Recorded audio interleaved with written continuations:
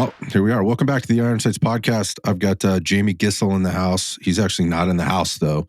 He's at a very large agency a bit east of me. I'm a left coaster, and he's east of me and doing a ton of good work. And I got recommended by a couple of really good dudes that people would recognize if I dropped their names on this podcast. But Jamie, welcome to the show, my man. Thank you, man. Glad to be here. Glad to be able to sit down and talk to you today. Me too. This conversation has been a one I've wanted to have for a while. And there's a lot of people I probably could talk to, but I sort of waited and I don't know. I don't want to say research this, but it just kind of a conversation happened in front of me with a good buddy of mine who connected me with another guy who connected me with another guy who ultimately connected me with you to talk about the whole prospect of an active assailant. In my world, I would think of that as like an active shooter. And I think probably people could think about that, but I understand that kind of the new term is active assailant. And that's the topic I really want to get into with you, specifically training as it relates to law enforcement in the world that you live in and have lived in for a long time. I want to talk about what you think people's perceptions are of that are outside law enforcement, as well as people that are inside. What some of the realities are, and how we can be better at doing this. And what I mean by that is preparing and responding to this kind of thing, because it's wild out there, man. But before we get into that, I want to hear about you, because we actually haven't spent a lot of time together. But again, my trusted dude said you are the trusted dude, so that's why you're talking with me today. And I just want to find out more about you, and I'm sure the audience does too. So you get to start and finish wherever you want. You just have to be patient, because I might cut you off to ask a few questions and get a few All right, details. cut me off all you want. Ready, set, go. Jamie, go. All right, sweet. Yeah, Jamie Gissel. I'm from out in Arizona. Like you said, I work for a pretty large agency within Arizona. And I've been a police officer for almost 20 years. It'll be 20 years in March, the end of March. Just over 15 of those years I spent on our full-time SWAT team. So did most of my career on the team. I left the team about a year ago and went out to our advanced training unit.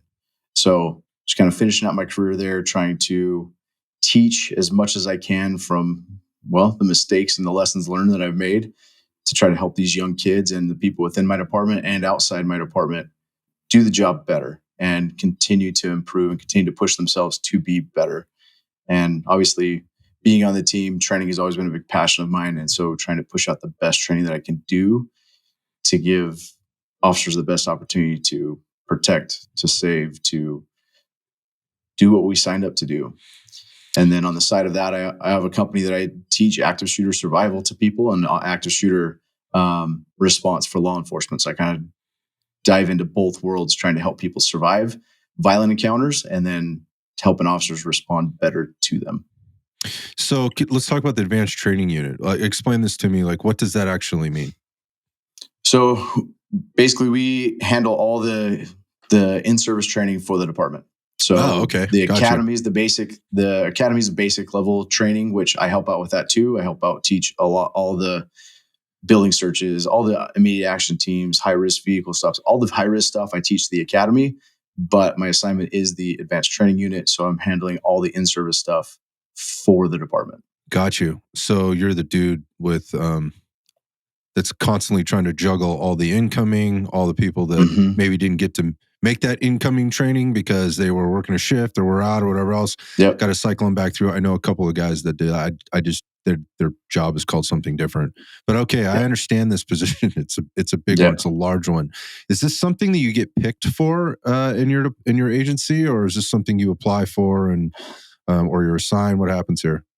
It's something that if there's an opening, then you test for it. It's something that I had a lot of people when I was wanting to leave the team and knew that it was time after the 15 years that I did. I knew that it was time to move on and spend more time with my family, but then also to be able to instill some of the lessons learned that I've had over the years. So a spot opened up. Some people said, hey, you need to test for this. So I tested for it and got on the unit, and then luckily was able to bring some of my guys that left the team all at the same time. So we have a bunch of the former team dudes all together now. Nice. pushing out this new training that we've been doing. Nice. That is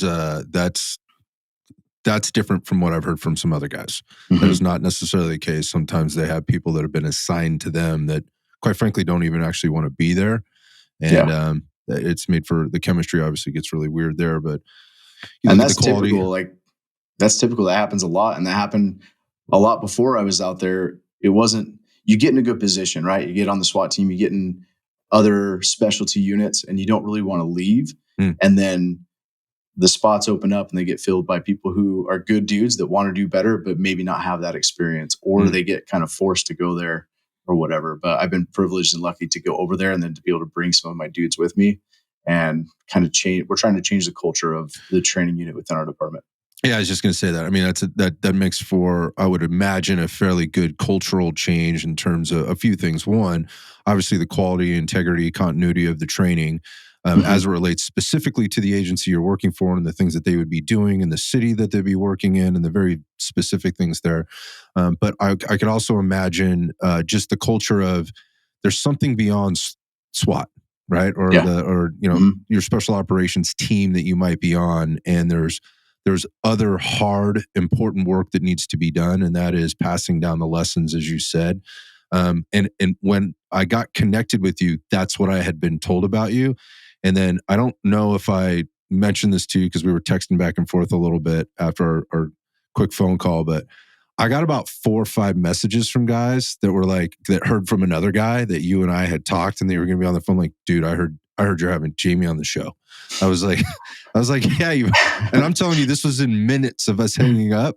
Like, maybe within an hour or so of hanging up. And these are all guys that I know. They're like, dude, that dude's the greatest. They're like, this dude's the greatest, dude. Like, I cannot wait for this episode. So hopefully I can live up to it. Going back, so small world, just in terms of, again, the word getting passed around. And that would make sense to me based on how I got connected with you in the first place. There were people that were kind of in the mix already. I say all that to say, from a cultural perspective, like if I've got to go take a training with a dude that I know has never done the job, right, or doesn't want to be there, or I've taken other trainings with them where it just wasn't good for all the reasons that it might not be good, that's problematic. And I think that exists.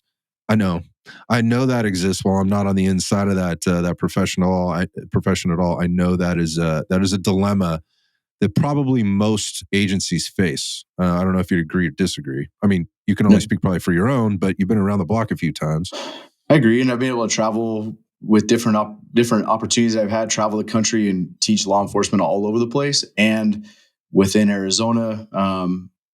And as I've traveled, that's usually the case. Like, people with not a whole lot of experience, they're doing the best that they can. But when you don't have a whole lot of experience, it's hard to teach from that. Right. And then people recognize that, and they can tell a difference between an experienced instructor who's done some shit in their career versus someone that's teaching off of theories. Right. Yeah. I think there's something to be said on the back end of that too. So if somebody has to go to a training and they know that Jamie's training them, and they come out the other side to go back to their team, or they're new to the team and they know they stood in front of you for X amount of days, weeks, months, or whatever to be trained, they'll be like, well, we know this guy has a solid foundation, right? So it's not going to be that he didn't get the right information. It's going to be whether or not he can execute, and perform on demand and those kind of things and any other things that come with being on the team. But that's an important cultural issue that I think, again, I've just in my conversations with folks along the way, like I think that exists kind of in a lot of professions, but particularly this one. So that said, without blowing you up too much, from what I hear, you're highly valued there and people really respect the hell out of you. So that's good to hear. So let's talk about the, without digging too deep into the career past. You said 15 years on the team. It's a busy agency from my understanding and my conversations with other folks. The way I got to this conversation was, again, talking with a buddy, and we were talking about this whole issue of, what we're seeing out there. And he was visiting me from your area, and we were sitting there having lunch, and he had a couple of experiences since he'd been kind of out here in the city. And, we just got into this, he was sharing those, we just got into this conversation, and we were talking about this whole issue of active assailants or active shooters in sort of soft, highly populated target or soft targets, highly populated areas. And the obvious ones would be schools, churches, shopping malls, sporting events, concerts, all the parks, festivals, all the things that you want to experience as a family and whatnot, and how it was impacting people and impacting these particular events in a lot of ways, where it was a deterrent for people to want to go, not because there was an active shooter there. And again, I keep using that term, but because of all the things they had to go through that reminded them that this is a very real possibility. And at the same time, still not feeling safe. So I was like, this is weird. I go, where's all the training for this? And he had some insight to this. And he's like, dude, nobody's really doing it. And the training that's going on out there is horrible from what I've seen. But there's this guy, or these guys that are doing this stuff that blew my mind. I got to sit through some of it that blew my mind, and you should talk to him. So here we are. You see the residual effects of all these violent encounters, right? Now we have to, everywhere we go, like you go to a sporting event, you got to have a bag that's clear to get in there. You have to pass 15 metal detectors. But then you look back and it's really just a false sense of security almost, because then you can see how easy it would be to break down through those if you were motivated. Right? Total illusion. Mm-hmm. Yeah. And so, yeah, all these events have built this, I would not necessarily say fear in people, but now an awareness and a fear in some people that, hey, this could happen, because these active assailant, active shooter, whatever you want to call them, incidents, they don't discriminate. They're at every place that we're at, and businesses, schools, churches, everywhere. So can we just talk about some of like the common stuff? Some of it may be obvious, but just in kind of highlighting, and again, I mentioned before we start, I pushed record on this thing today, is that the audience is fairly broad. I mean, we have a lot of law enforcement officers that listen to the show, but there's a lot of dads, a lot of moms that were from all different types of or walks of life. And so again, I think there's like this, there's a little bit of mystery in this. People are talking about trying to understand or get inside the mind of what would drive somebody to do this versus, is that really the important thing to be thinking about? I think we need to be talking about that, but as it relates to saving yourself or being able to respond in a situation like this, I think that's very tertiary to a few of the other things. And some of those things end up being very obvious when we look at where these things take place, how these things take place, and some of the common things that would make sense if you thought about it, but I don't think a lot of people do. So I guess like when you're presenting this stuff to students, whether it's with the agency or outside of that, where do you start with trying to get people sort of attention or head wrapped around this whole concept? So like when I'm teaching law enforcement specifically, I always start with mindset, right? Okay. As a police officer, you have to have the mindset that this could happen tomorrow. It could happen this afternoon. And you have to come to work knowing that your job is to save those people, right? There's the priorities of life, the safety priorities. Like your job is to be that buffer and to protect these people. And when I can drive that mindset home, I hope that the officers that I teach understand how important their role is, that they are responding to these things.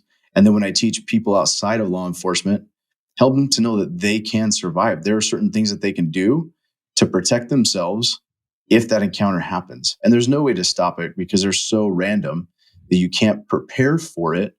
But if you can recognize it and start focusing on what you can do to protect yourself and your family, then do that as fast as possible. Man, that's a great setup for a lot of the questions that I have. But as let's start with the mindset piece. Okay. So, we've seen some very unfortunate things happen in the last several years. And so when we talk about mindset, the one that always comes to my mind when we think about mindset and the reality is I think there's actually two very specific incidents that I can think of. They're probably fresh in people's minds in the last couple of years. And mindset can be very easily attached to this because you can see it happening. Like on film, you don't even have to have the sound on. You can just watch it and see it happening. One of those is Uvalde, all right? And then the other one is, and correct me if I'm wrong, I think it's in Tennessee. The one Nashville in at the Tennessee. Covenant School. Yes, the Covenant School. Yeah. So I wasn't sure about the location. So when you look at mindset, those are two ones that pop out to me. Just going, there was clear intention on one side, and what looked like confusion, not knowing what to do. There was all kinds of things, none of which was intention to get anything done. It was awful. It was just, it sickens me to even think about watching it again. But can we use those maybe too as examples in how you describe mindset beyond what you just said, as it relates to that kind of stuff? Yeah, for sure. Like those are the two in my presentations that I do when I teach my active shooter classes to law enforcement. Those are the two that I use. Yeah, they're right? fresh, Because you man. see a clear distinction between the two incidents. I don't like to armchair quarterback and go back and they should have done this or they should have done that, right? Appreciate that. But I think people outside of law enforcement also have to realize that these people are human. They're just a dude that got a job as a law enforcement officer. They're not a superhero. And so they may not have that hunter, warrior, guardian, whatever mindset you want. They got hired for a job and that's what they went to do that day.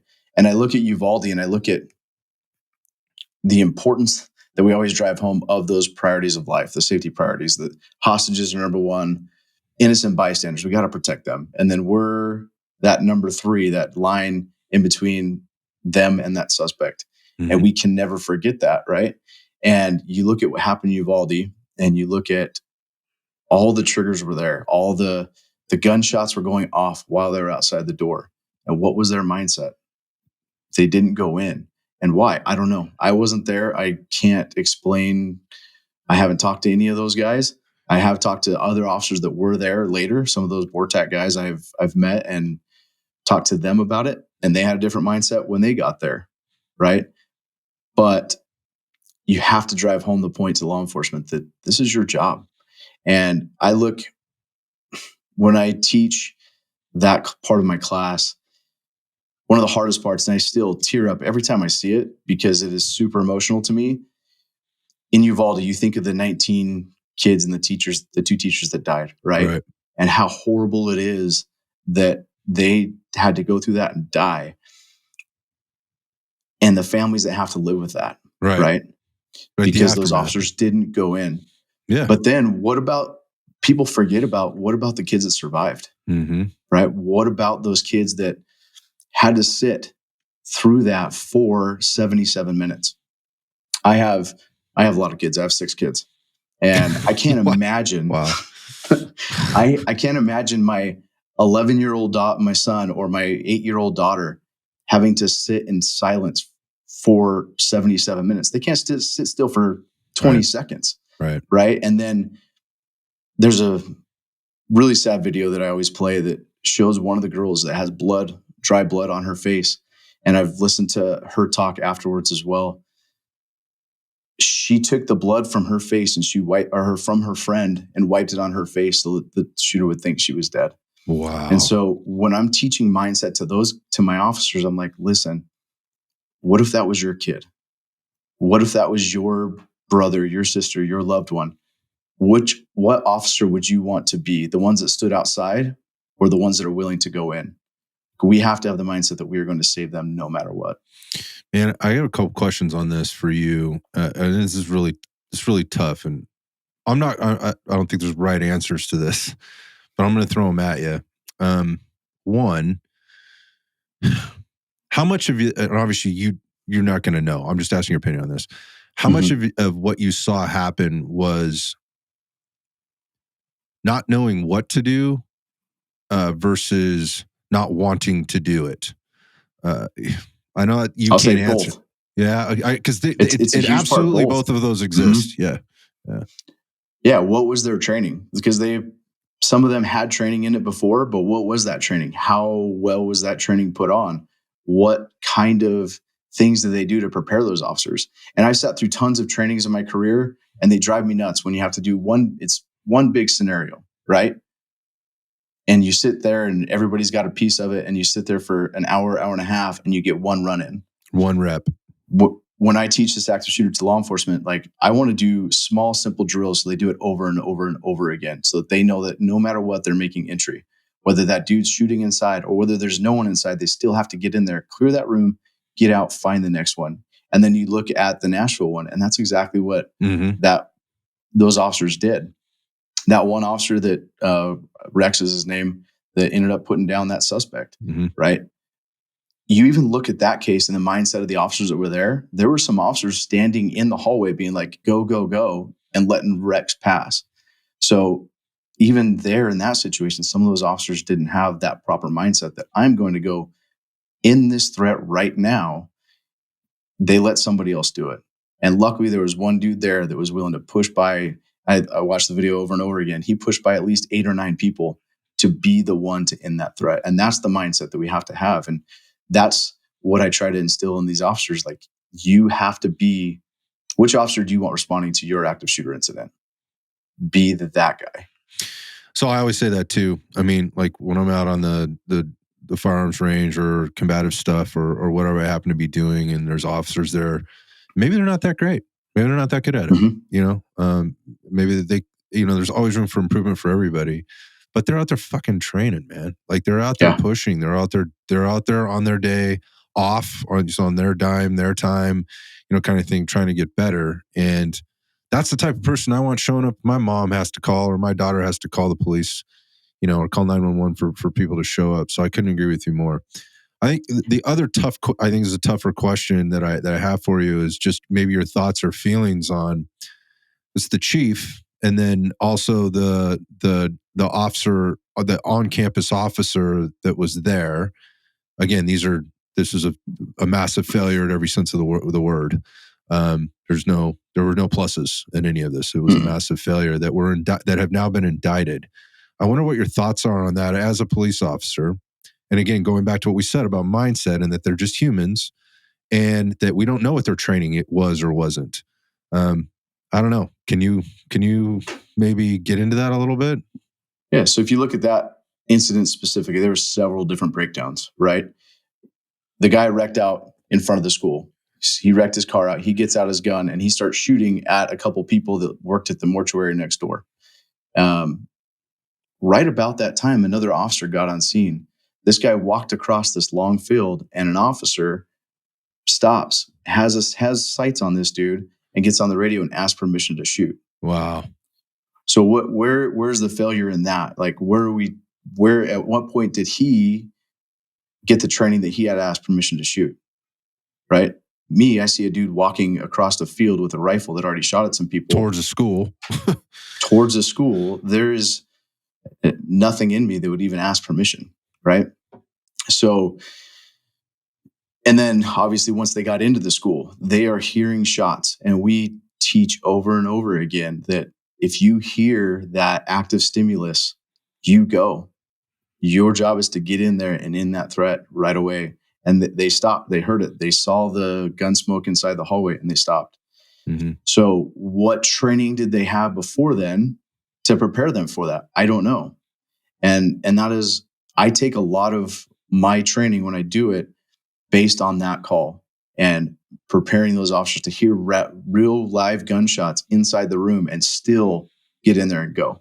We'll use blank rounds, guns. We use AK blanks, which guys will stop at the doorway and know that it's not real, but because they hear that sound, it makes it a whole lot different, right? And they have to learn to drive past that and try to make it as real as possible so that they know that they can get in there and end that threat. So we're starting to move into the training piece. We get sort of through the mindset piece. Now we're into the training piece. So when I look at training on these particular things, and we're really talking about, again, we picked these two incidents, these school shootings. Training comes from a couple of ends. One, it comes from obviously the law enforcement end. And the other end that it comes from, in this case, would be like school administrative and staff end, or any, public place or any other soft, target that, particularly ones with kids, because those are the one in let's just say the feeble, or those that are the least expecting it, with the least, are going to give the least amount of resistance, that are going to give the assailant the highest body count, will get them the most attention, that the media will then prop them up for. When I say prop them up, that's exactly what they're doing. Like, those are the things they're going to pick. So there's a certain amount of training that has to go into it. So I think that trickles down. Obviously, you have administrative staff, but then, families talking to one another and quote unquote training. I think there's training and practice. We can talk about that, I think, because I'm sure that's something that you get into pretty heavily in your own instruction. But with the families there, moms, dads, and kids, extended family, talking about what if, and what happens, and being okay having that conversation. Then obviously having some level of awareness of what to do when. So training for me goes well beyond law enforcement. But I think it starts there, because obviously that is who everybody's farmed out their safety to, and their response to. Like, so, okay, I might be able to run, but in the meantime, I'm still expecting the cavalry to show up and do what we saw at Covenant School. But the reality of it is, how equipped are people to do that, both from a mindset and a training perspective, when your school the school that your kid goes to, it has one of these incidents. So anyway, I say all that to say, maybe we come back to the training piece and the reality of that training as it exists across all of those sort of genres, if you will. So after Uvalde happened, that's when I started, that's why I started my company. I wanted, law enforcement's going to have their own training, but if people can learn to protect themselves in between that time, right? Because the call's got to come in. It's going to get relayed from the 911 dispatcher to the law enforcement dispatch. And then that call is going to go out to the officer, and then he's got to respond from wherever he is. What can people do in between that time? And from some of the stats that the FBI's put out, 90% of the time, these things are over in 10 minutes or less.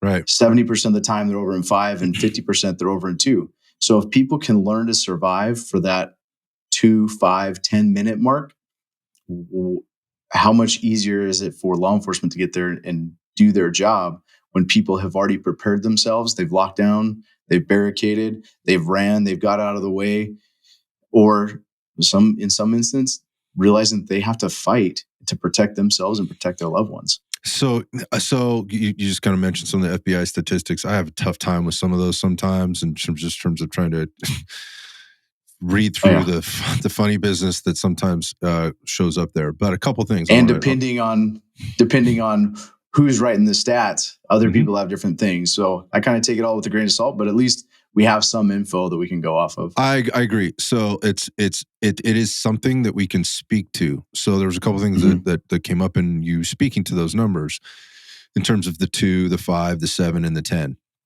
And then we have these outliers like the 77 minutes. But why did that happen? It didn't need to go that long, and it did. No. And so that one should be kind of like struck from the record, if you will, in my mind. But a couple of things. First, who are the people that show up to these things? So in terms of who needs the training, because, for a long time, I think when you go all the way back, when you trickle this back to what people can remember from several years ago, and I think, man, how long ago was Columbine now? I forget. Like, is it 20 years ago? 1999. Yeah, it's 1999. Yeah, so we're going back a long ways, right? So when that happened, obviously the whole active shooter threat response movement kind of started, and then we saw immediately after that what happened in Aurora, and it kind of just pushed everything, right? So, and that's good. Like, there's a reaction to this. We're starting the training, but I think what we found is it quickly moved to like team training. And, in terms of responses, and that team training obviously was going to default to the guys that already worked on teams, right? The SWAT teams, these special response units that exist out there, which, going back to your whole kind of a call has to happen. It has to go through dispatch. It has to go out there. Well, you got these teams that they're going to, and some departments have full-time teams that are on standby, but they still have to mobilize and get out there, right? I think the important part of this is those aren't the guys showing up. They're not going to get there in 2 minutes. And that's the other problem, is those guys are the ones that aren't getting the training, right? The SWAT guys get all the training in the world, but guess what they're going to be? They're going to be on some other call or working some undercover deal or whatever, and they're not going to be the first ones that are going to respond. The patrol guys are the ones that are going to be responding, and they're the ones that get the least amount of training. And So when that's you think, kind of the culture that we're trying to change within our department, is trying to get extra training, more training to patrol guys, because they are the ones responding to these things. And I had a conversation with the guy the other day about exactly this. Like, SWAT guys train hostage rescue. We train hostage rescue every week, right? I've served thousands of warrants. I've gone to hundreds of barricades over my career.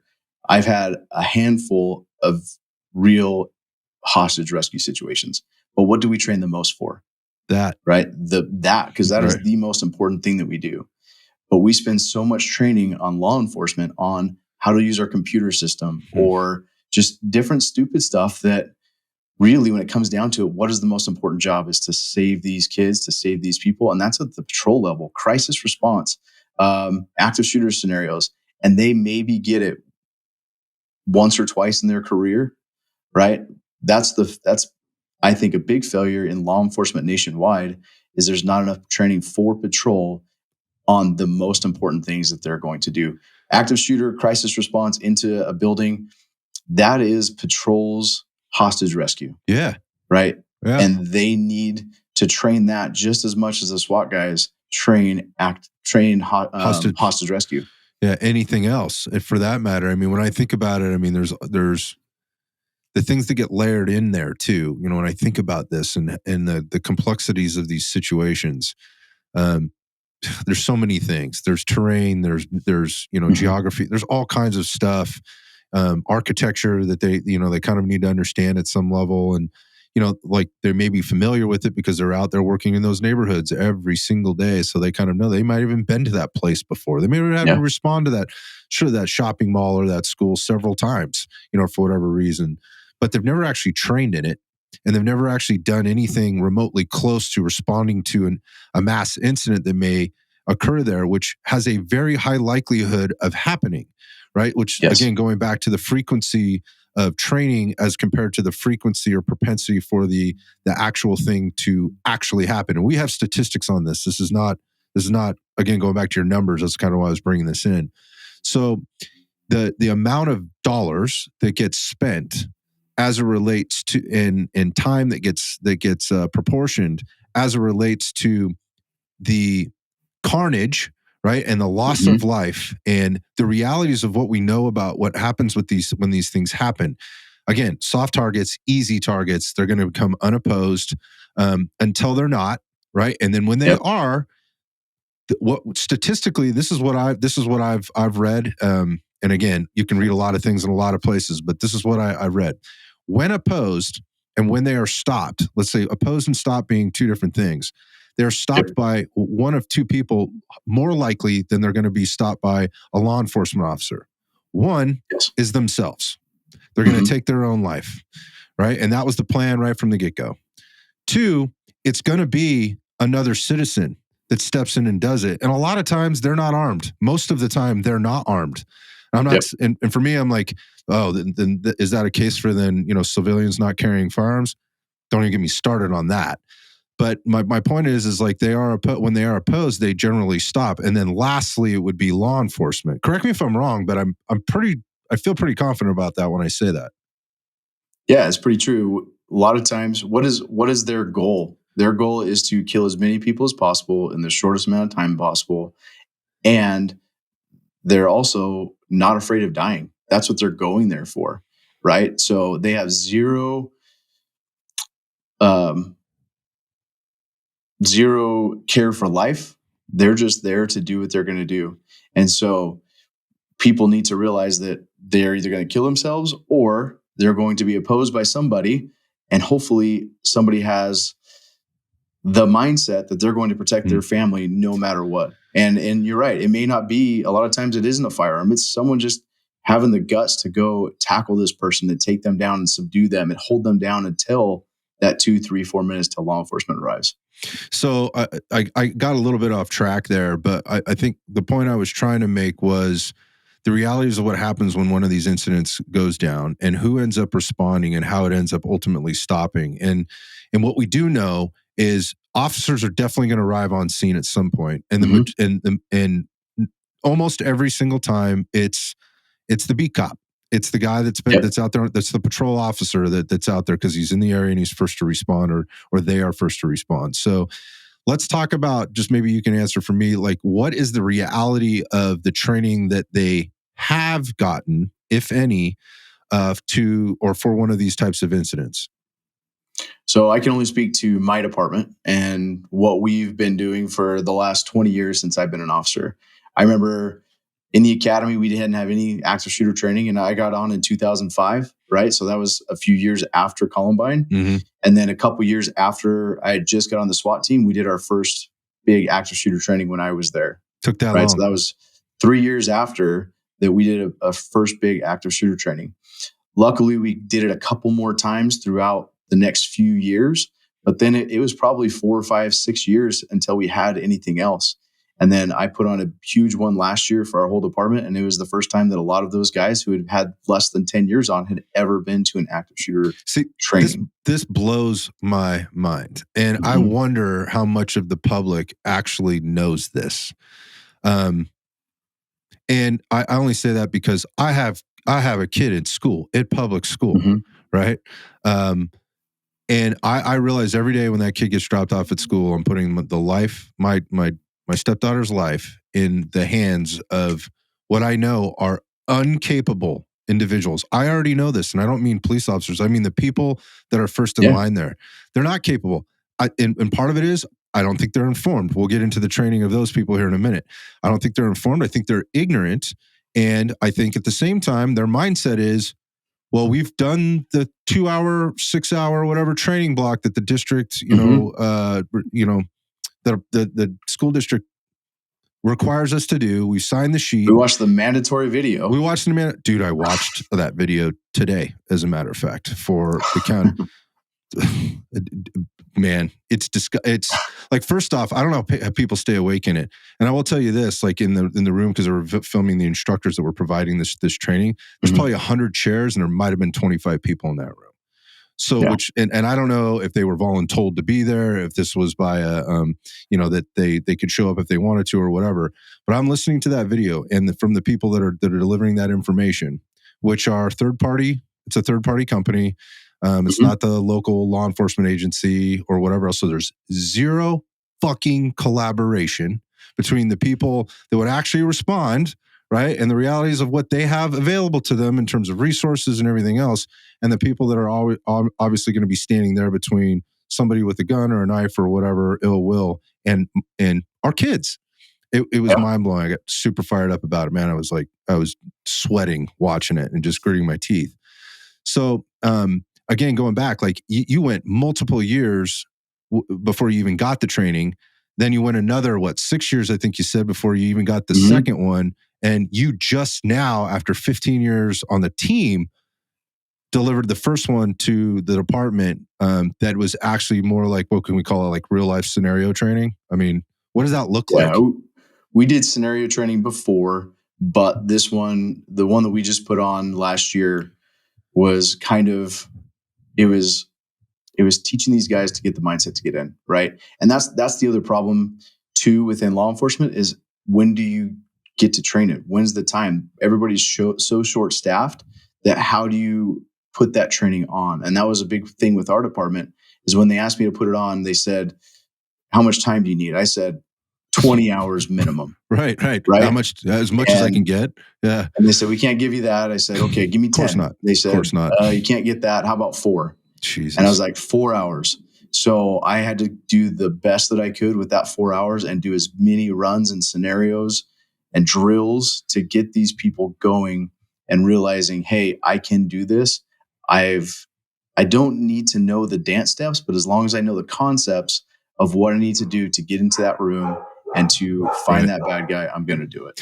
So I think that's what I meant before, or kind of what I was talking about before, just with like the understanding the realities of this and people getting caught in the weeds. Maybe I said this before we got on, getting caught in the weeds with all the detail versus understanding the higher level concepts. Because you put somebody in a room for 6 hours and you try to pump all this information down their throat with like, let's get inside the mindset of the active assailant. Like, I don't need to be in there. I need to know what to do when he shows up to my front door. Like because when none of that matters when he gets there. The basic concepts are he's here to hurt people. Ultimately, he will hurt himself in the end. He has no care for life. He's going to do what he can or she can do until they can't anymore, and then they're likely going to kill themselves. That's all you need to know. That's bad. Yeah. It's just real bad. Yeah. Let's move on to the next step, right? So I think I wonder, going back to your 4 hours, how many officers we got to put through this thing in a 4-hour period? Each class I would have between 25 and 30 dudes. Holy shit. Right? And so that's a lot of dudes to put through a 4-hour training. So I did the best that I can, and we got rep after rep after rep, and we got lots of good, quick scenarios in that each had a different point to it that built on each other, right? So I'd have, okay, I'm going to work on room entries on this one. Okay, now I'm going to add room entry. Yeah. Crawl, walk, run to develop specific skills to bigger things towards the end, right? And that's kind of the way I like to teach it, and the way that within Arizona, and as I've traveled the country, there's not really a standardization of how to do things nationwide. There's a couple big companies out there that are put on by federal agencies and things like that, that teach stuff that they were teaching 15 years ago. Big surprise. Right? I'm so surprised. And tactics change. There's a good guy, one of my partners that I work with on my unit. He always says, if you're not willing to evolve, what happens to things that don't evolve? They die. Yeah. Right. And tactics always are changing. And if we can make better tactics, then let's do it. Let's not keep doing the same thing we were doing 15 years ago. And that's why I'm kind of proud of what we're building within our community here in Arizona. Is we've gotten with several guys from all different agencies all around Arizona, and we're coming together to come up with the same concepts, the same curriculum to build, so that if my next door agency shows up to my call, like whether it's Phoenix or Tempe or Mesa, we all have the same understanding. We may do a little bit different dance steps, but as long as those concepts are understood and what we have to do, then it's a win. I can jump in anybody's stack from any agency and flow along with them because the concepts are the same, right? And that's what we're trying to build here is statewide, is teaching the same thing and teaching it the same way. That way we're all on the same page when it does happen. So those big federal agency, maybe third parties that are hired by federal agencies to teach this stuff, them notwithstanding, how is this being received? The collaboration piece, and so when I say being received, I guess that would mean you've already said other agencies are coming together to do this, and other guys are coming together to do this, to provide this. So that's a positive, right? I wonder. Obviously, this is going to need some funding to get it out there and into the world to make it. I guess to push it into and make it more of a standardization. Whether it's it starts in your county and then it pushes out to the rest of the state, and then, who knows what happens beyond there. But I guess, how's it being received by those that write checks and those that approve training hours and those that may just like to ride the status quo? How is that going?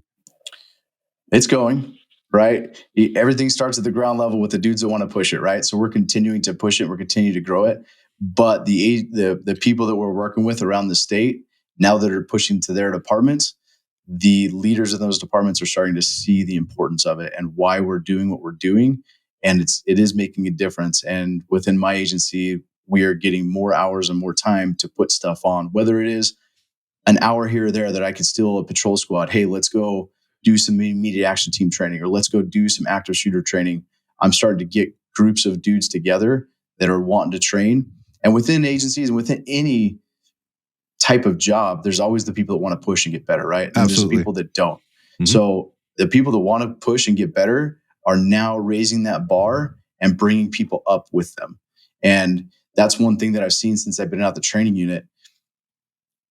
One of my things that I hate most in it's probably not just law enforcement, but we have to teach the lowest common denominator bullshit. Right? Oh, I hate that in any profession and any team. That's bullshit. Because you have your dudes that want to push it, right? And then you have your people that are just going to be there. And then you have your lower rung people that don't want to do shit anyway.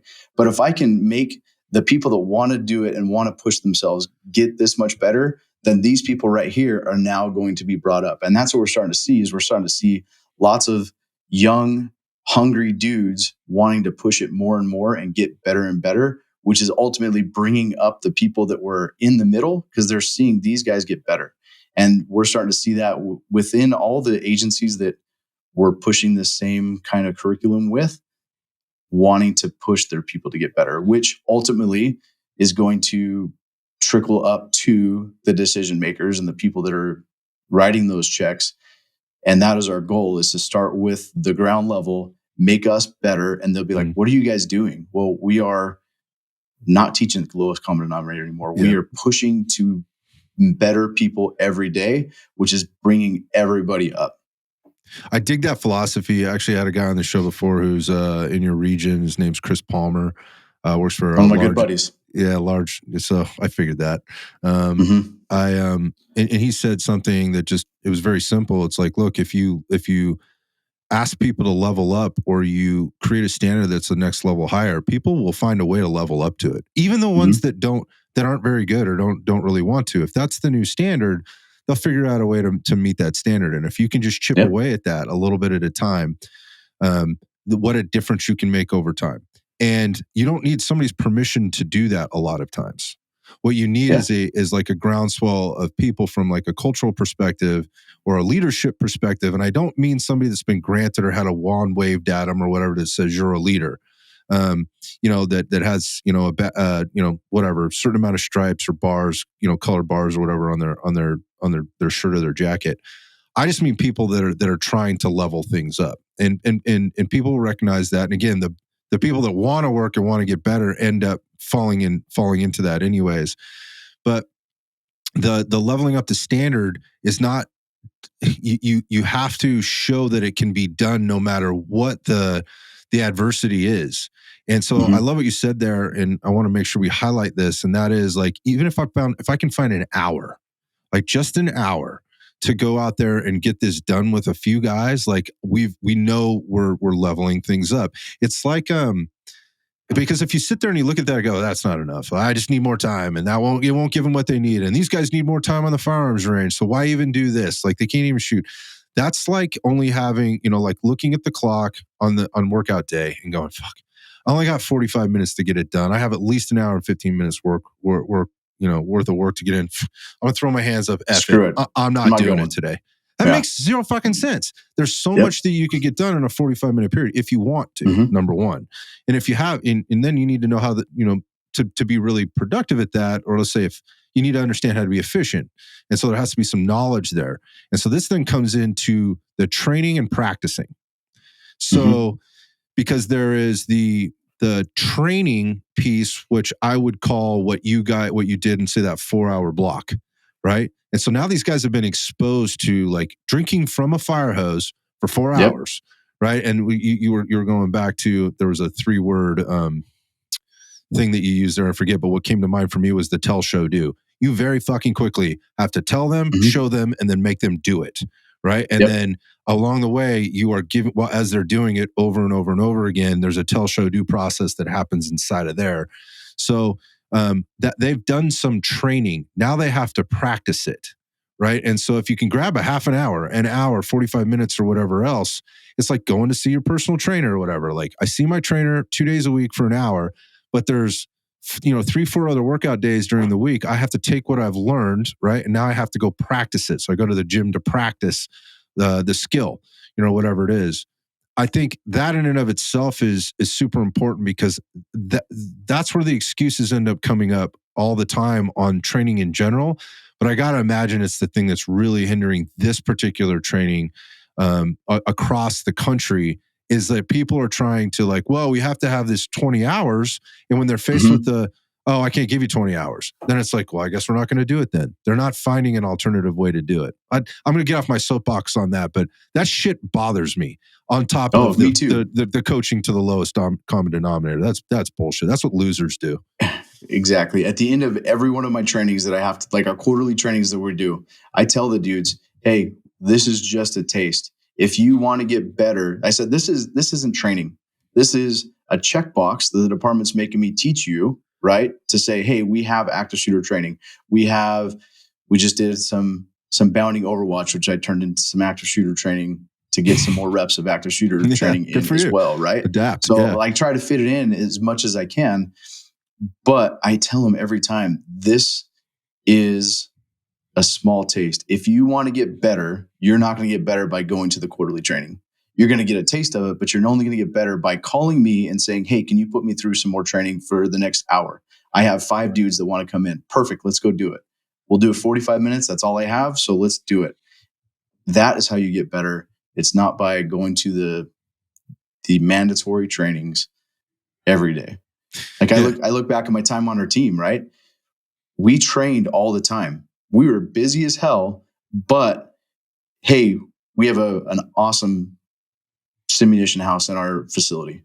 Hey, we have 45 minutes in between this search warrant and the next one. Let's go get some hostage rescue. Let's go get a run. Yeah. Let's go just do it for 20 minutes, go rest up, and then go to the next thing, right? Always trying to fit it in where you can. And teaching, and that's the culture we're trying to change within our department, right? Is teaching these guys, hey, if you go do a building search in the middle of the night and you clear it and it's clear and nothing's there, guess what?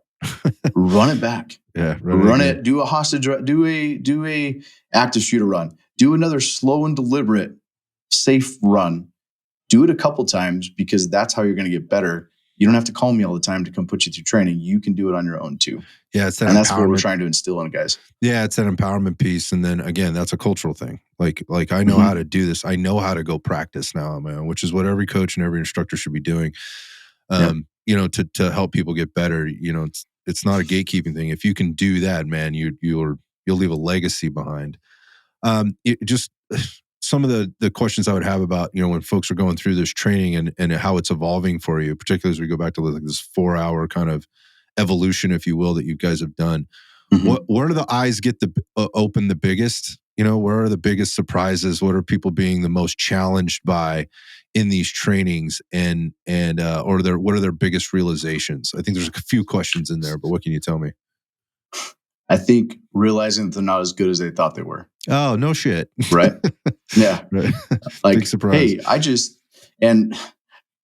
they go in thinking, oh yeah, I'm big badass cop. I do this all the time. And then you put them through scenarios where they have to make decisions quickly. And they're like, oh shit, I just shot a hostage. They look I like just shot an innocent person. Yeah. Because they're not, we were lucky enough, and I can say this, we were lucky enough with my command staff, they backed us 100%.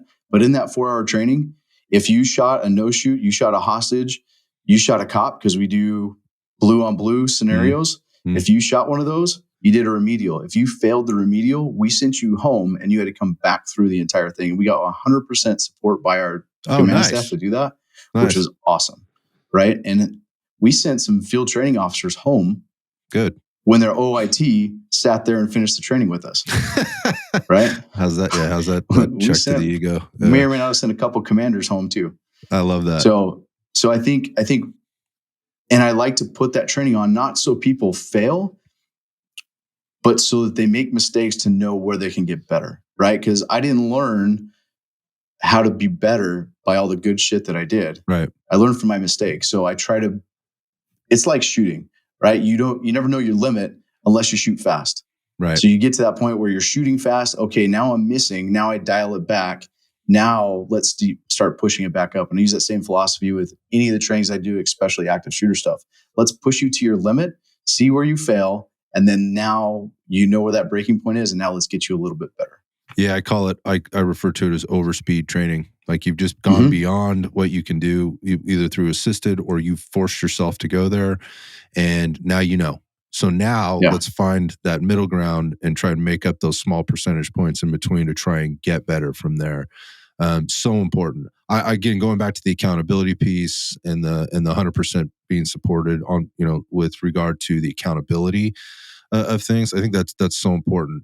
And that speaks to the like, oh, well, when that happens, I'll just do this because I know what to do. Like you get checked real hard. I've been through enough training as a civilian, particularly in environments like I've done a bit of the CQB stuff, the live simunition stuff or whatever, and you find out real fast. First, those fucking things hurt, right? So that you don't forget that. Second thing is like you realize real fast that you are not good. You are just not good, like because you haven't done any of this shit. Shooting needs to be happening in the background. So if you're not, again, this goes back to layering on the things. If you're not, and I'm not trying to get up on a soapbox and preach, but I think this is where that exposure to this type of training will then also expose where your limitations are or your discrepancies might be in other parts of your training, your physical fitness, your ability to shoot, your ability to lead or take control or take command of something. All kinds of stuff, I think, communicate. I think there would be a lot of things that probably come up in that make for more teachable, scenarios for you as an instructor to go back and give some feedback on, but then also recognize where the deficiencies, which is the word I was looking for there, deficiencies are within the department, within the individuals, and how to make those better. And I would assume that those are being called out and being exposed in a training like this, which is, again, so practical. This isn't some, I'll say it, this isn't some bullshit DEI training or, whatever inclusivity training that we're going to, where this does absolutely no good, proven statistically, hands down, no matter what you want to call it, where you're totally tuned out, to something like this, where it's like, no, dude, you weren't good. You need to hit the firearms range, right? Or whatever the case is. I imagine it sets things up. I imagine it sets things up, for some success there.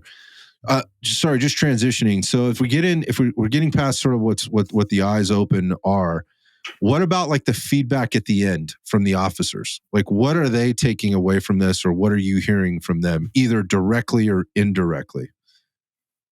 They are loving what we're doing because they've never been put through training like this, right?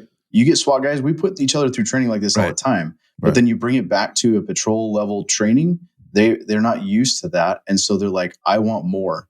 They see where their deficiencies are. And then you praise them for, hey, great job being willing to see your limits. And then now let's push it. Now let's continue to get you better. And they're loving the opportunity to get better. And there's always those ones that are like, oh, this was stupid. But overall, the majority of people are loving what we're making happen, which is really, really good.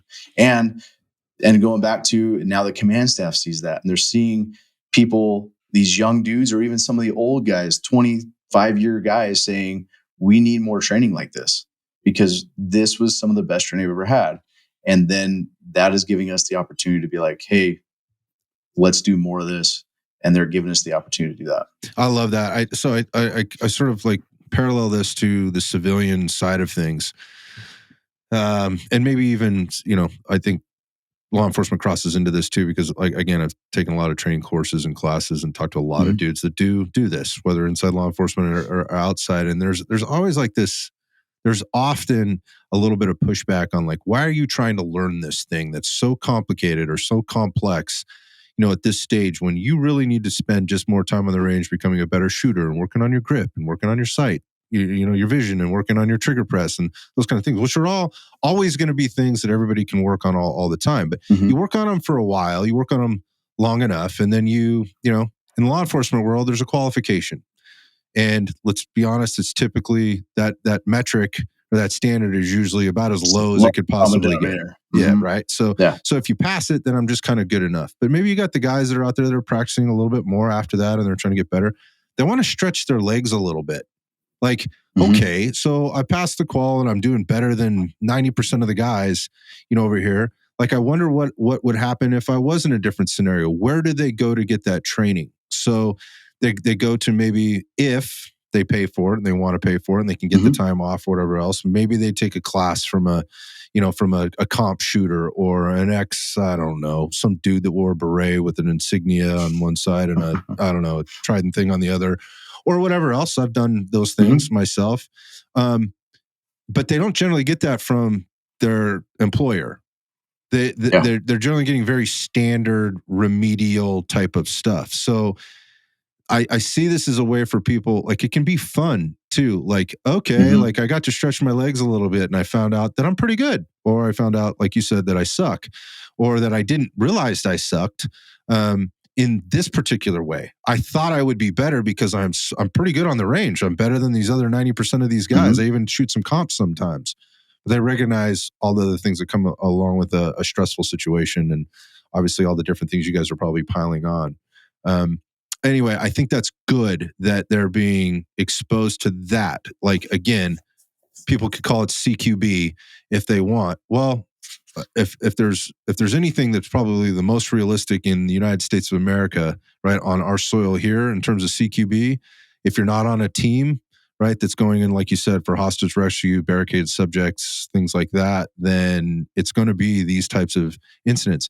And the fact that nobody's doing this, and that's what I hear. Like, I call a lot of people before I got connected with you. I was like, dude, are you guys doing this? Dude, we've tried, or we've it's in the works, or we're working hard to get it done, or whatever else. But generally speaking, it's the team guys that get it. So you have to convince them. And here's another thing with that. Like, it's usually like, who should be learning this? The dudes out of the academy. These kids, they should be learning this. And it is not part of the curriculum in a lot of academies. We've been doing it at ours for a few years, but finally in Arizona, it is starting to be a thing where we're getting 20 hours of active shooter training with the recruits. In the academy. Awesome. In the academy. In the academy. Oh, that's outstanding. So I have a 20-hour block coming up for our academy in a few weeks. And I got two different schools. So they got two different locations. And it's with, like I talked about, some of the things that we're doing with the dudes throughout the state that are trying to push this. We're now getting it into that academy level. So they are getting at least 20 hours out of the gate before they even hit the street. Right. So at least they have something to fall back on.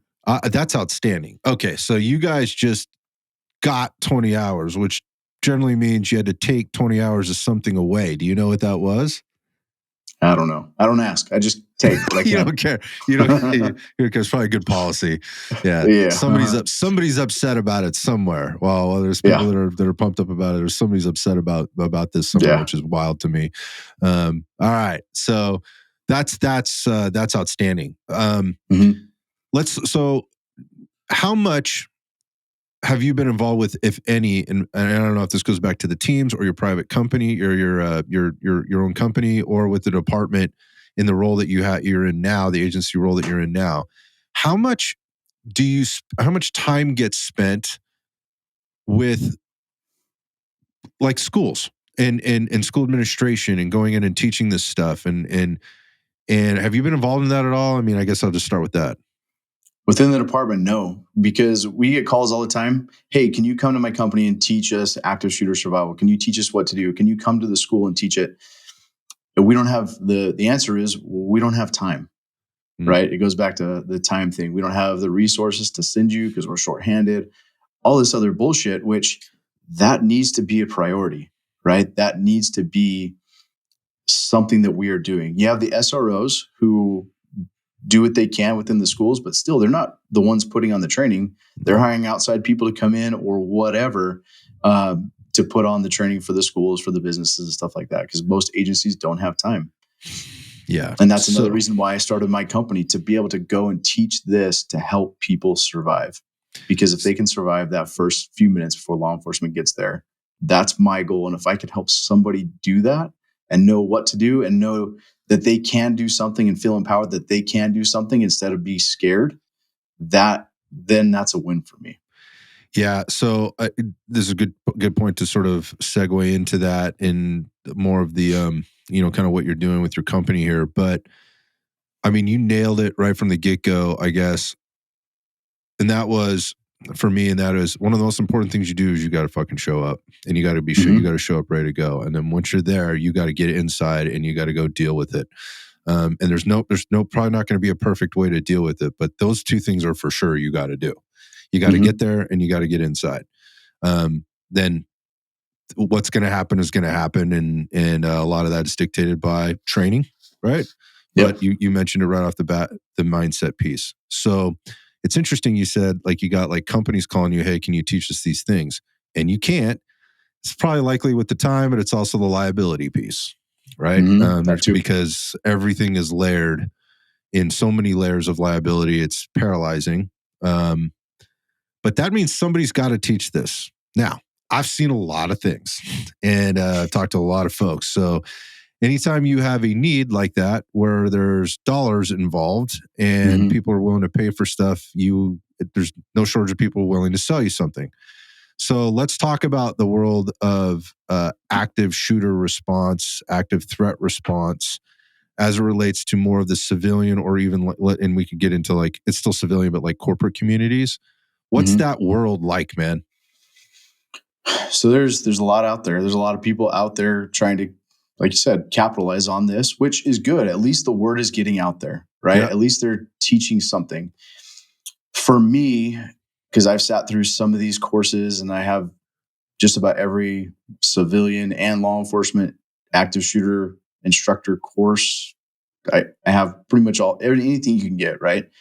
But it's interesting to me seeing a realtor or somebody that owns their own small business becoming an instructor in these things, instead of people that have actually responded to these things and know how a law enforcement is going to respond and have seen actual violence. They do a good job. They do what they can. And I would rather have a bunch of people out there teaching people something to do than not, right? So there are some good companies out there. There's some other companies that are just out there to get a quick buck and get out. But at least they're doing something. Okay. So I can appreciate your positivity on that, right? But I think there's good ways and not so good ways to deliver this kind of information. Yes. And so if we're kind of deciphering what, again, for the audience listening, what you might look for and how you might vet these folks. And then also, and you touched on a couple points there, like if the realtor that has a hobby, of shooting is now teaching active threat, mitigation, however we want to title the fancy title. Maybe we look into that a little deeper. But again, how do you vet them? And then what should you expect from one of these things? Like, I mean, people's expectations, that's their responsibility. But at the same time, like what should more of the reality be there? So going back to the standard run, hide, fight, right? That's what's been taught forever. And once again, how do you do that? What are they actually teaching? Are they teaching just run, hide, fight? Well, where do you run to? Do you just run to where the bad guy is? Like there's deeper meaning in each one of those. So vetting, what are they actually teaching? It's just telling you to hide and stand in a corner where the first thing the dude's going to do is open up a door and see you. Like you can position yourself. You can do different things to protect yourself other than just hiding in a corner. So how do you vet these people? I don't even know, because there's so many people out there teaching it now. Fair enough. That they're teaching different, they're teaching their own spin on it, right? And some of it's good, some of it's bad. Some of it I would never tell somebody to do. But I don't know. For me, I would hope that people are looking for people that have experience in it, discerning and have enough, willingness to have somebody that has their best interest at heart and not just willing to be making a buck. I mean, I hear you. And I mean, I want that for everybody too. But I realize, again, as long as there's people out there, there's a need, and people are driven by emotions. That in their decision making is driven by emotions. I have to have this. I need to know this. This guy looks awesome because he's in full kit, and again, he's got all the fancy gear and looks great, and he talks a good game. I'll give him my $600 for the weekend, or whatever the case. We talk about that shit on the show quite frequently. And I think, like, just looking into somebody's background before I go to a course, I have a buddy call me, hey, what do you think about this course? Well, let's do a little digging into who this person is, what they've actually done in their career, and why are they doing what they're doing.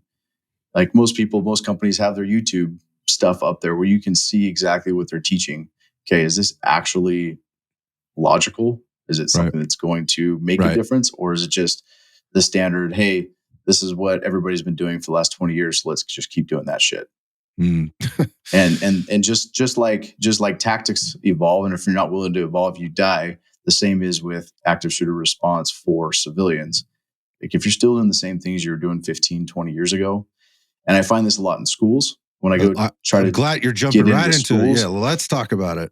because a lot of the stuff that is still being taught is the same stuff that was being taught 20 years ago. Yeah, There's a lot of really good info out there that is newer and updated, but because this is what we've always done, so we're going to stick with this program, is been the norm that I've seen when it comes to schools.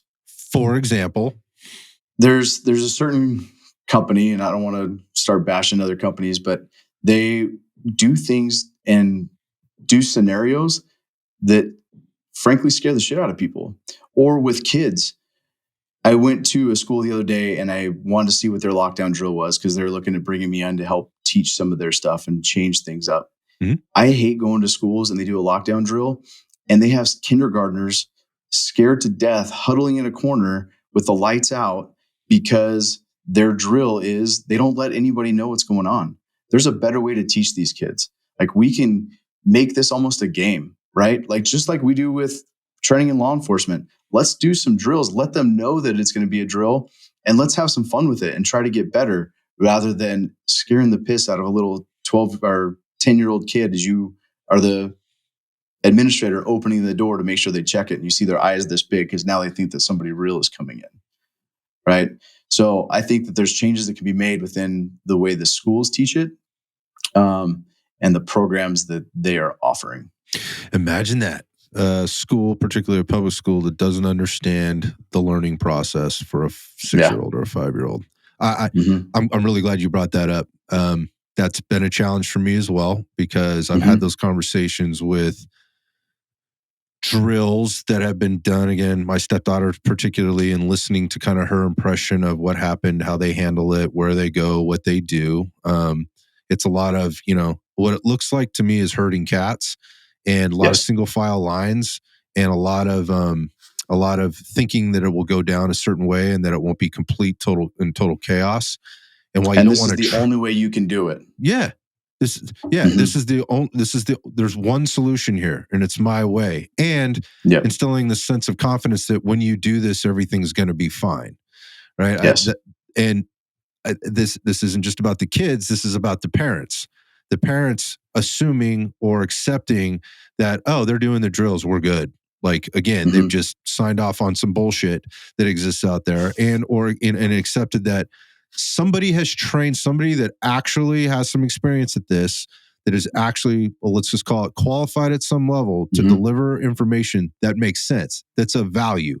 Not that somebody signed off on. Again, I'm going to go back to the shit I watched from the Santa Clara County Office of Education here. That's on, I was appalled. I was like, holy God. For the record, I pulled my kid out of Santa Clara County schools. We put her in a different school, in a different district. And I have personal relationships with a lot of the officers that work in that district, during the day on those beats for a very specific reason. But my point of this being is they just accepted, oh, the training has been done and they've been taught, and so they've performed the proper things in order to keep our kids as safe as they can be. This drives me absolutely bonkers. Yes. One of the things that drives me crazy about some of the school trainings is they're not willing to give the teachers who are in charge of these kids any autonomy on what to do, right? You have to do this. Well, what if the dude's in another building? Can I get these kids out instead of hiding them in here? Right. Like, give the teachers options. You're empowering them to teach your kids and be in charge of their safety. Give them other options other than just locking down. Because that may not be the best thing to do. Yeah, barricading the door, turning off the lights, closing the blinds, and huddling in a corner behind desks, right, that are made of particle board, as if like bullets go through things. Anyways, yeah, they do. The other part of this is sorry, just what I was going to jump in there with is talking about a school shooter when we're seeing all over the world right now that it's not always a shooter, right? And the difference between a school shooter and an assailant that comes in maybe with a knife or with something else, whatever. That's a big difference. There are a lot of different options that you would want to employ based on what the scenario is once you know about it. And what happens if there's more than one? Like what are some options? They're not talking about any of this stuff. It's simply barricade them in a room, turn off the lights, lock the door, don't let anybody in, and stay quiet. Right? Don't make any phone calls. Don't turn off phones. All that kind of stuff. Like, what the fuck? Sorry. Like, what is this? Makes my no first sense to me. thing. Yeah, my first thing that I teach when I'm teaching civilians is verify the threat. Where's it coming from? What is the actual threat? And then base your reaction off of that. There's not just one thing, right? If it's a dude with a knife, yeah, I have other options than just locking down and barricading. Or if it's a dude with a gun on the opposite side of the campus, like I said before, like, do I want to sit here or can I leave and get out of here? So verify the threat. Where's it at? And then decide what is my best option from here, and empowering people to know that there are other options other than just locking down. Yeah, I think that one of those things to understand is, for me, is there are always going to be more than one option generally, right? I mean, one might be way worse than the other, but there's going to be another option. But to also reduce it to, this is how it should be taught in every school, in every environment, right? With no consideration of, well, this is a multi-level school, right? Yeah. This is one of those schools that's kind of built like, it's like it has the pods in the middle with the wings that go out on the sides or whatever, and how that changes things. I lost you. There's no consideration for the different types of environments that exist, right? And that obviously with each environment or type of terrain that you're dealing with, response times, whatever, there's so many things to consider here that you should consider there are several different options, and so going to a training for a district or whatever at a district office, and everybody hears the same message and this is how you respond when, school on this side of town looks in like this and is in this type of environment, and a school over here looks like this in a different type of environment. Man, how much sense does that make? Like, talk about ticking boxes. For sure. I have a contract with a vocational school right now. Totally different than an elementary school, K through 6, right? These kids are all high school kids. They're going to a vocational school where every building is completely different. So guess what I'm doing? I'm teaching every different building a different set of standards, right? Because there's not just one way to do things. And depending on, like, they've been doing the same thing that they were doing years ago that kindergartens are doing. You can't do that with high schoolers, right? So when I go into a school, I try to, or a business or whatever, I like to meet with that business, and then I cater their training to them specifically, because every place is different, right? I can't just teach the same way I teach like a roofing company, right? I'll go train a roofing company differently than I'm going to go train a salon. Yeah, because they deal with different things. They're out dealing with crazy people pulling up to their job site and yelling and screaming at them for being too loud. Where some random dude walks into a salon, where do they run to? So every situation is different, and that's why I cater every one of my trainings to that specific business, because they're going to do something different, and there's no one perfect way to do it. Yeah, you did mention something in there in that last minute, and that was the concepts are very familiar and very similar. Or they're the same. The concepts are the same. There's some things that we have to be thinking about in these situations, but the specifics and to the very the word the root of that word is tactics. Tactics, the strategies are maybe very similar, but the tactics can be very, very different depending on a lot of different factors. And that's, I think, take that to CQB, right? Yeah, exactly. The way that our SWAT team does things a little bit different than the neighboring town, or the way we do it in law enforcement is different than the Delta dudes do it overseas. Right. The concepts are all still the same, but the tactics are a little bit different. And you can't just you can't fit a round peg in a square hole just because it is the same box, but it has a different hole in it. Yeah, right? Man. And I don't think this stuff can be taught at any level to any part of this, any market segment we're talking about here, through a Zoom meeting or, some online learning management system, where somebody's required to sit there and watch a video and take a quiz and move to the next thing. I mean, this is some, or this just is, turn it on in the background and wait till the next thing and then hit next. This is serious shit. This is serious shit, and it gets me. It fries me, and I'll walk away from this thinking way more deeply. There's a lot more conversation that could be had about this, but just walking away from this thinking about how we are negligent. Like in terms of that liability that we talked about, when I say we, I mean the public is negligent and not putting the pressure on school districts, on public officials for making this a priority. And where does it start? I think it starts at both levels. I think you have to prepare those that have to respond and those that are in the middle of it for that 2 to 10 minutes before those people that respond can get there. And man, I can't think of a more important thing to fund. I mean, because essentially what public school has turned into now is free babysitting, right? I mean, it didn't used to always be like, it kind of was. It was, I am a firm believer that, that every person is entitled to some level of education if they want it, right? In America, this is America, and we have this opportunity for people to go to, but it's changing rapidly. Like here in the Silicon Valley, what we have is we have very wealthy neighborhoods and we have very socioeconomically challenged neighborhoods at the same time, almost right on top of one another. And in a lot of cases, the wealthy people do not send their kids to that school. They or to the local school. They send it somewhere else, and the resources allocated there are way different, but not necessarily better than what's being allocated at the local school. And I'll also say this: like there are other schools out there, and I know there's grants that are available for private schools, for charter schools, and for also for churches very specifically, to get this kind of training, to fund security systems, all kinds of stuff. I mean, I got a buddy who works in a state where he is the head of security for a very, very wealthy public school. Dude's riding around campus in an up armored Can-Am with NVGs, fucking plates. He's got a 16-inch and a 10.5-inch rifle in his 16.5-inch or 16-inch, outfitted with an LPVO, and he's got his 10-inch that's in there plus his sidearm, whatever else.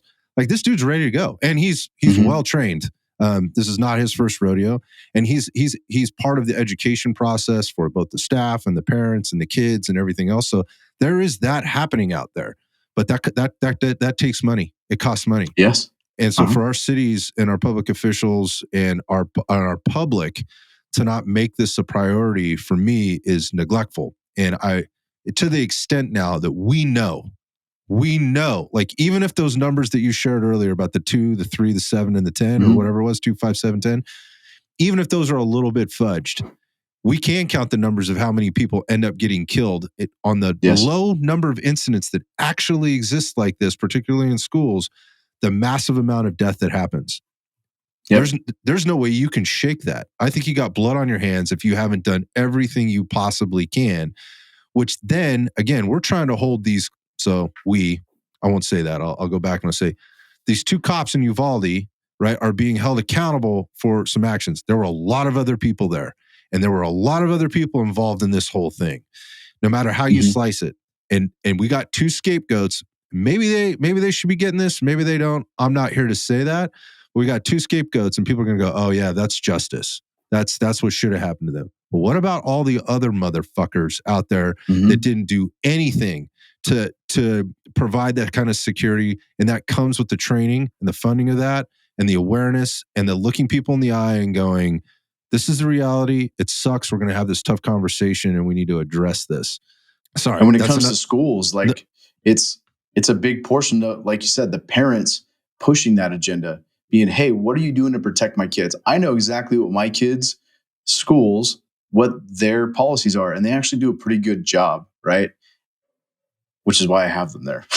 If I sent them to another school, I don't think I'd be as happy with the public school that's in my area, because I know what they do as well, right? And so parents need to start pushing that, saying, what are you doing to protect my kids? What is your training? Is it this stupid 45-minute lesson on the same thing they've been doing for 20 years and the same thing that they do for the elementary, high school, and And calling it good. And Right. to check the box. Are you checking the box? Or are you actually training your people? And that's what it comes down to, is like the school you were talking about.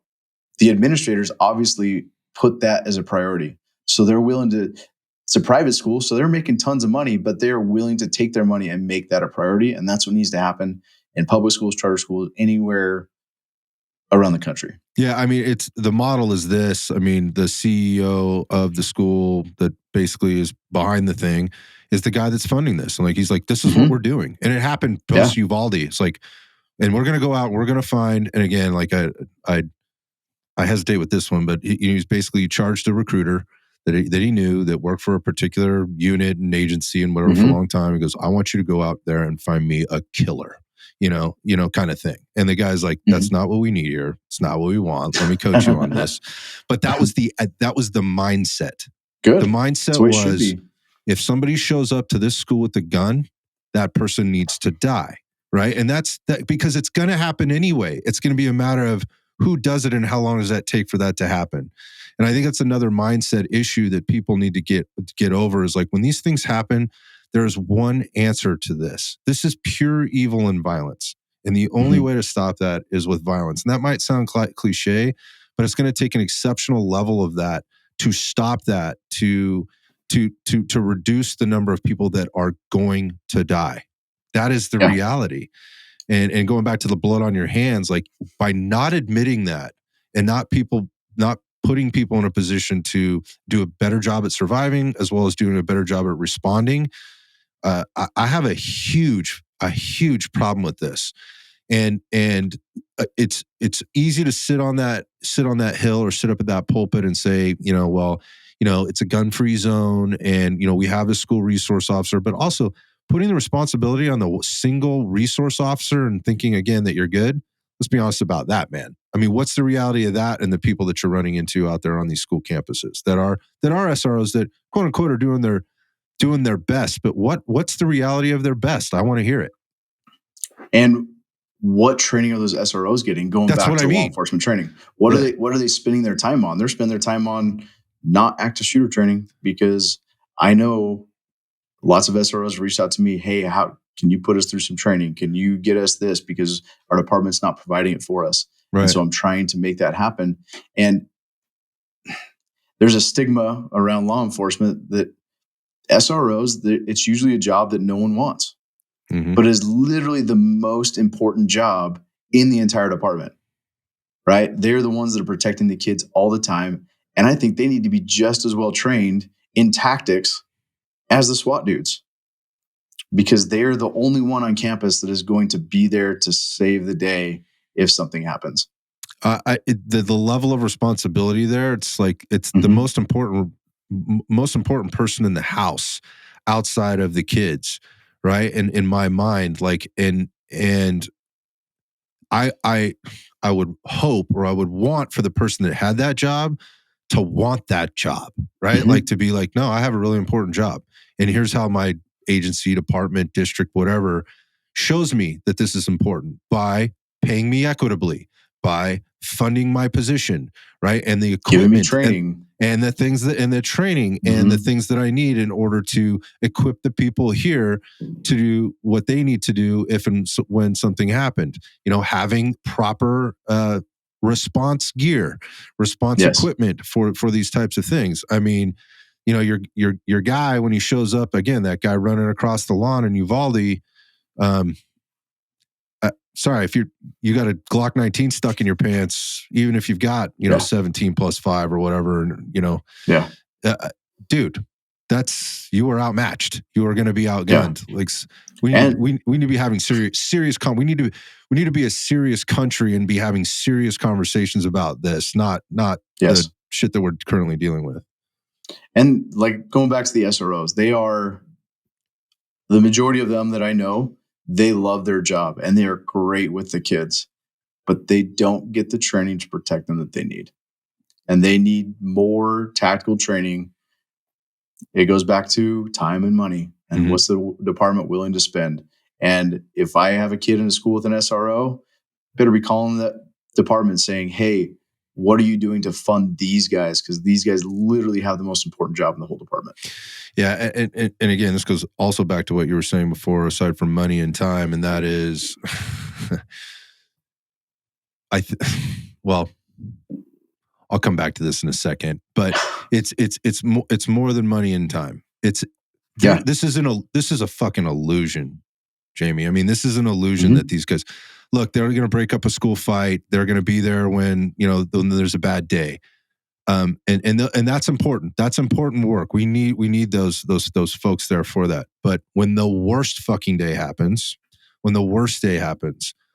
how equipped are they for this?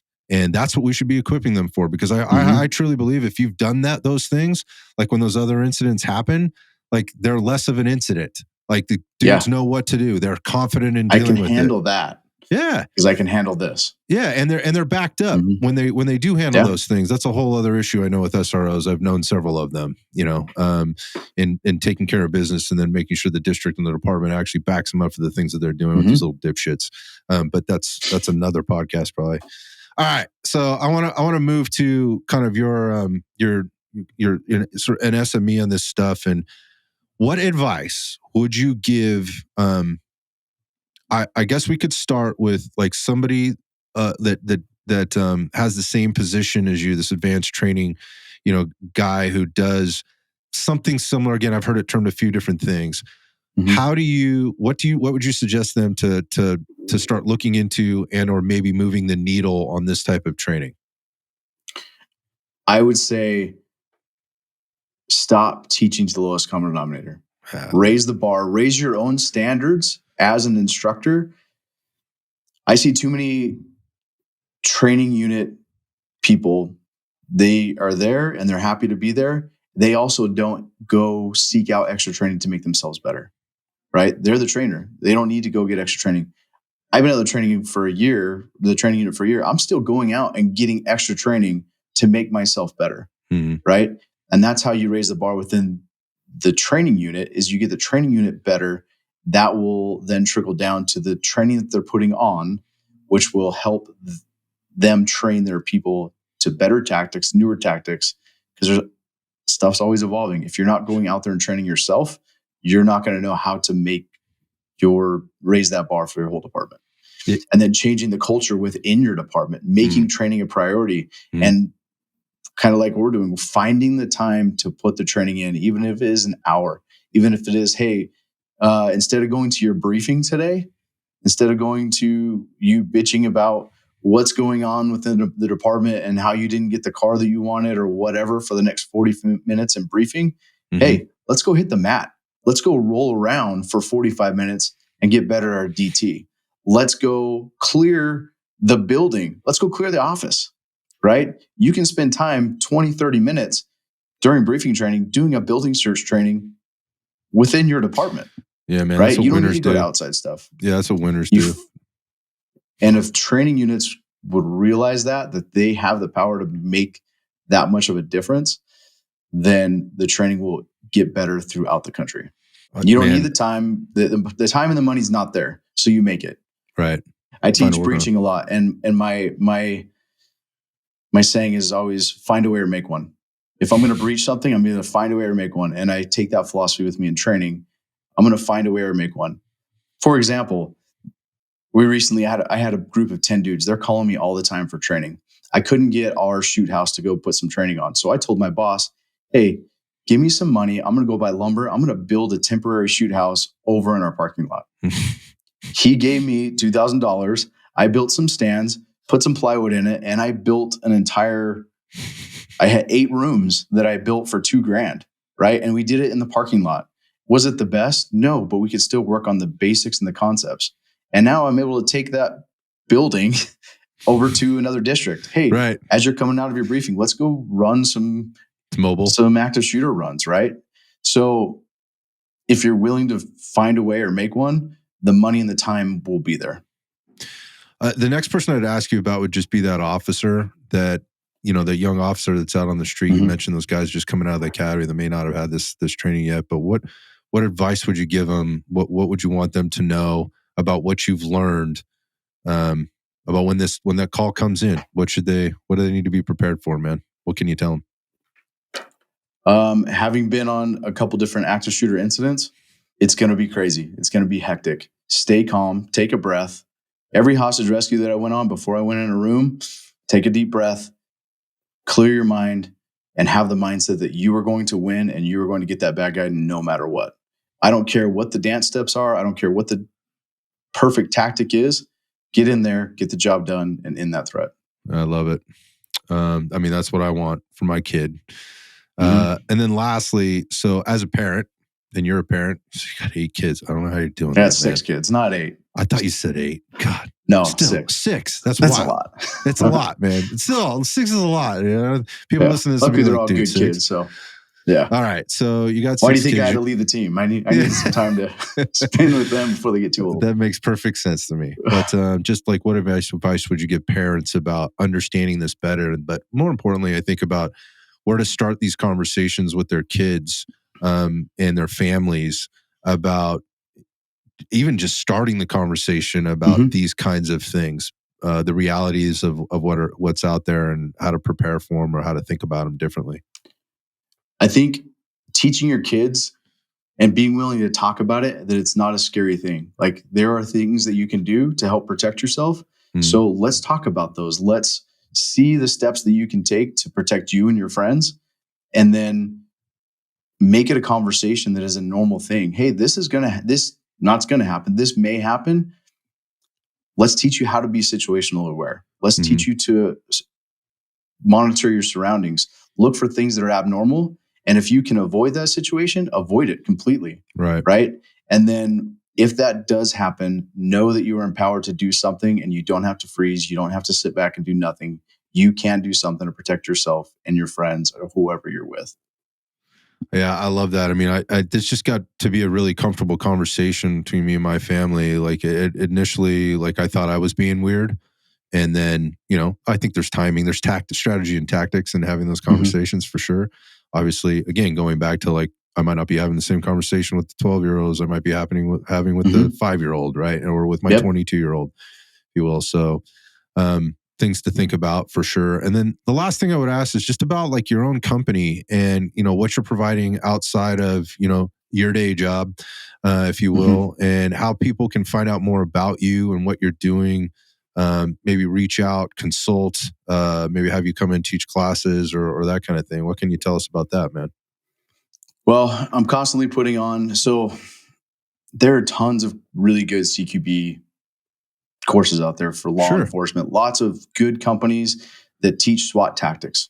As I've traveled around the country and at NTOA this last year, the National Tactical Officers Association, it seemed like there was a theme of SWAT guys are cool. They get all this cool training, but patrol doesn't get shit. And so we asked a couple of people, what are you doing to fix it? Well, nothing really, right? So a lot of my training within my company is based on that patrol level tactic, the active shooter. You are the patrol officer going in and you are handling the worst day that you could ever imagine. Or I have a patrol tactics, advanced patrol tactics course where we focus on high risk vehicle stops, active shooter, different immediate action drills, crisis entry, because crisis entry is the thing that we don't even talk about in law enforcement. Like, you have to get in, you're on a barricade, but then all of a sudden it turns into, hey, I got to go now. It's been in the past. You don't go in until unless it's a multi-victim location and ongoing active violence, right? But you also signed up to get in there and save the woman that is getting beat by her husband, or they're screaming, help, help, help. Guess what? We got to go now. So that's where I gear a lot of my courses to, because there's lots of good companies teaching team CQB tactics. Yep. I try to focus on that small team patrol-based tactics that patrol guys don't get that extra training. So I try to focus that to them. Seems like a massive market, man. Like, it's not there. That's the thing, is the CQB shit's cool. Yeah, I get it. The SWAT stuff's cool, but getting patrol officers better isn't a big thing right now. It's not a popular commentary. That is for sure. And that's, again, I knew a little bit about you coming in. I knew you were doing some of that. And the guys that I've talked to, that are around where you are like, there's some shit going down right now. Like there's some major, when I say that, just major changes and shifts happening in how we're handling training, the people that are listening. And here's the other thing about it. Like it's the guys that have been down this road. They're deep into their careers like you, all team guys, right? That have spent time in the space that want to be in the training end. They know for whatever reasons they've stepped off the team, for whether it's kids, whether it's just, no, my time is done, whatever the case is, they're still wanting to give back. And they're recognizing, like you mentioned, about leveling people up and pushing the standard and finding ways to get it done when it seems like, or in the past, people would have said, oh, we don't have the time or the money to do it. Like some veteran people that have been doing this for a long time that are pushing that. And I say this quite frequently on the show, like they don't have, these people don't have like bars on their lapels and sitting in an office somewhere. These are guys that are there in front of cadets, in front of, officers, patrol officers on a daily basis. And those people look up to these guys because they spent 15 years on the team, doing hard shit every day. And they know that there's some value to be provided by those people. And they don't necessarily want to be those guys, but they respect those guys. And those are the guys that ultimately, I think, influence the change. So that was one of the other things I got from my conversations with folks, is just kind of understanding that what I said there, and this was one to prove myself right. That's not the point. The point is like, I know the influence comes from inside at the level that you are at and have been. I know that people keep going, the chief sucks. I can't get past my lieutenant on this or whatever else. I'm like, then find fucking somebody that wants to do the thing, like somebody there does. Right. But depending on those guys, it's probably not a good policy unless you just want to be miserable. And I'm not saying all leadership is bad. I'm saying they're hamstrung at their own levels too sometimes. I don't know what's going on. I just see the guys that are making the biggest difference for the patrol officers and the people, the civilians in the street like me and my kids and my family and my brother and, all those people are dudes like you. So I can't wait to see kind of how this thing evolves, particularly again in your region with what you're doing. Because again, I am not involved at a high level as at all, for that matter, with regard to law enforcement. But I talked to a lot of people in a lot of places.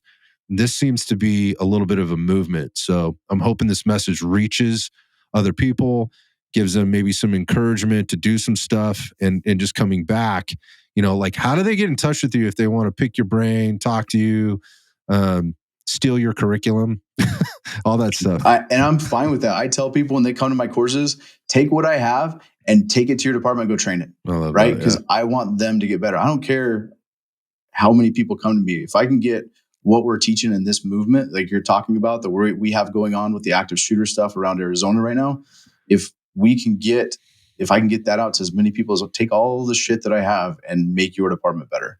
Right. But so I guess to get a hold of me, I'm on Instagram really, and I don't post a whole lot. I should probably post more, but Jamie _Gissel _Valor, because my company's Valor. And then my other Instagram is Valor Threat Protection. Got it. On Instagram. So Jamie Gissel, Valor, and then Valor Threat Protection. Cool. And that's how you can get with me for the business side, is through the Valor Threat Protection side, to come teach or I do threat assessments. I do all that stuff, and then help rewrite policies for active shooter, for workplace violence, for all that stuff for different companies too. So yeah, I totally appreciate that. I just see you as a dude that, for as long as you want to do this, you're going to be able to do it and do it at a high level. And, again, the people that, while there's the private companies and the private entities that could reach out to you and do this, like, I just hope this reaches, another cop in another area, in another state somewhere who's, maybe feeling like he's on an island or just needs a little bit of a push, or just needed to hear this to know that he's doing the right thing and that there's light at the end of the tunnel. And in that culture piece can continue to change for them as a result of, the things that they heard and not feeling weird, like I'm a weirdo. Nobody seems to listen to me or whatever. Maybe I'm wrong, not that you have to be right all the time. I'm sure this has been a real journey for you, obviously. And you've had to build relationships, have harder conversations, all that stuff to get to where you're at, but it can be done, and I'm stoked to see it, man. So congrats. Good, man. Well, thank you, man. So just in signing off here, you're a busy dude. You came, the way I understand you came straight from a training. I'd get showered or whatever, go and come do this thing with me and spend the last couple of hours with me. I can't tell you how much I appreciate that, especially with 6 kids sitting at home, probably waiting to see their dad. And I'm going to watch a football scrimmage next. Yeah, that's what I mean. So there you go. Case in point, man. Yeah. Thanks again for your time. I'm super grateful, and I'm stoked to get this one out. We're going to get this one out quick. I'm feeling compelled. Like, this message needs to get out there sooner than later. It's not that like I have a ton in the can right now, but this one I'm super passionate about. And that said, like, I'm hoping at some point, as we go down the line and this thing evolves for you and you see the successes and maybe understand the formula even better than you do right now, that we can maybe revisit this conversation sometime. And I know some of the guys that you're working with, I'm itching to talk to them too, and maybe get that done in a different way at some point, maybe, and give credit where credit's due. Yes. And you know what I mean? For sure. Yep. Yeah. Lots of good dudes doing good work that can't talk a whole lot right now. So yeah, I love that. So here's the public thank you to them without saying who they are. Thank you guys for putting us together tonight. I appreciate it. Jamie, good luck out there. Stay safe, train hard, and we'll talk to you soon. Thanks, brother.